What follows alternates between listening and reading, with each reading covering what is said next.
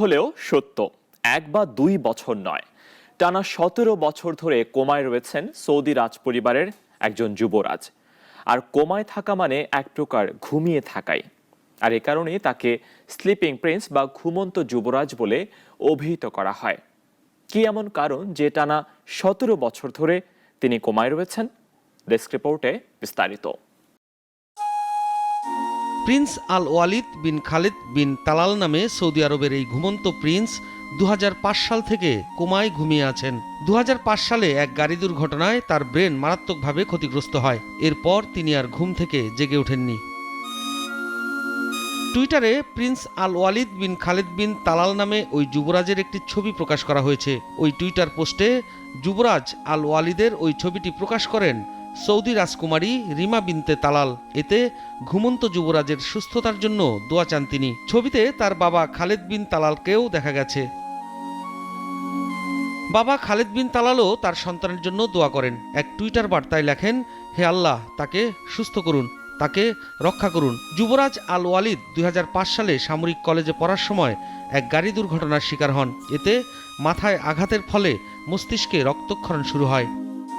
সন্তানের জন্য দোয়া করেন। এক টুইটার বার্তায় লেখেন, হে আল্লাহ, তাকে সুস্থ করুন, তাকে রক্ষা করুন। যুবরাজ আল ওয়ালিদ 2005 সালে সামরিক কলেজে পড়ার সময় এক গাড়ি দুর্ঘটনার শিকার হন। এতে মাথায় আঘাতের ফলে মস্তিষ্কে রক্তক্ষরণ শুরু হয়। তার বাবা Khalid bin Talal billionaire Saudi ব্যবসায়ী tycoon prince Al Waleed bin Talal Al সৌদের ভাই। যুবরাজ আল ওয়ালিদের বাবা এখনও আশা করেন তার ছেলে একদিন জেগে উঠবেন। এজন্য তিনি লাইফ সাপোর্ট খুলে ফেলতে অস্বীকার করে আসছেন।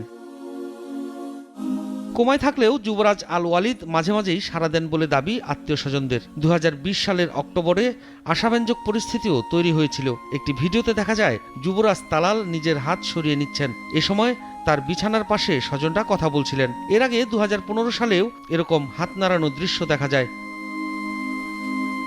এতদিন কোমায় থাকার পরেও আশার আলো দেখছেন তালালের বাবা।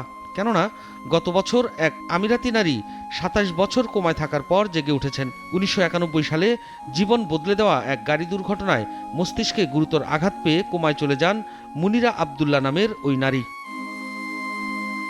হাসপাতালে দীর্ঘদিন চিকিৎসা চললেও তার সুস্থতার ব্যাপারে চিকিৎসকরা খুব একটা আশাবাদী ছিলেন না।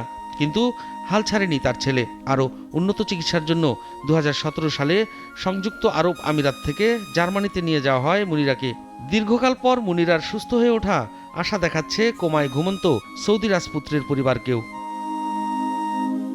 নাগরিক নিউজ ডেস্ক।